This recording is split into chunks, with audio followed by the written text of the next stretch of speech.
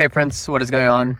So today I was actually looking into a video that was talking about loneliness, and it made me reflect as to how I deal with it and how you can deal with that as well, right? I think sometimes people take the wrong approach towards loneliness and they try to seek partnerships that, sure, they might have someone there at the physical level, but yet miss out at the emotional level, right? And that has happened to me, where maybe I'm physically with someone but can still feel lonely, or maybe emotionally with someone while they're physically absent, which also creates a different type of loneliness, right?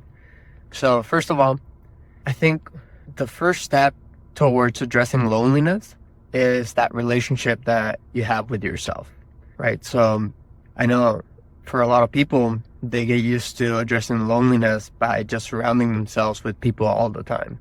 And this makes it so that, their days are packed, right? They're always with someone, but the moment that they have nothing to do, this like deep feeling of loneliness creeps in, and they don't get it, right? And it's almost like becoming dependent on other people, outsourcing your emotional need for that emotional peace.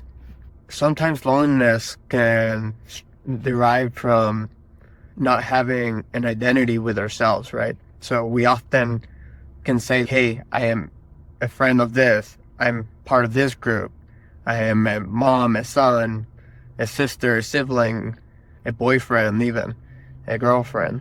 Okay, those are all who you are in relation to other people, right? It's your relationship identities. But what is your identity without any people involved, right? What can you say? I am this, I am that.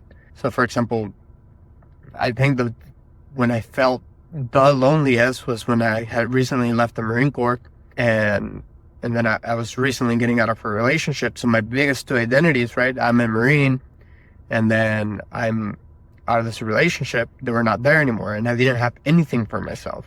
So it took me to eventually, learn how to fulfill those other identities. It took a lot of work. And now I can say, hey, look, I have so many identities outside relationship identities. I am a dog dad, right, which I love. I'm a programmer. I'm an athlete. I'm a philosopher. I'm a student. I'm a rock climber, and blah, blah, blah, blah, blah. The list goes on. There's so much stuff to do. There's so much stuff I like to do that does not involve other people, that I genuinely enjoy my own identities way more than the relationship identities I have. Now, it's not just about my identity, but then it starts to tap into the relationship I have with myself, right?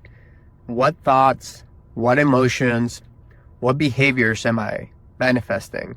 Because if every time I was by myself, there's this thoughts, and those thoughts were like, hey, you're not good enough, blah, blah, blah, blah, blah. Or you suck at this. I would not want to be with myself, right? So then I had to be very aware of those thoughts and those feelings that arise within myself, and eventually learn to change them. And that's something that you can actually do. It's called neuroplasticity, something that we'll teach in my programs. So if you find that when you're by yourself, you don't like your own presence, then that's the first step to loneliness, friends. Only address loneliness with another person once you have an abundance of love to give, right? Whether it's platonic love or sexual love or whatever. Like, you don't want to enter a relationship for someone to fill your cup. You want to enter a relationship when your cup is full and you have much love to give. All right, so those are my 2 cents on loneliness. If you're going through it, I know it's really tough. It's okay. It's part of human nature to feel that connection. But I encourage you to develop that connection with yourself first, and then with others. Out.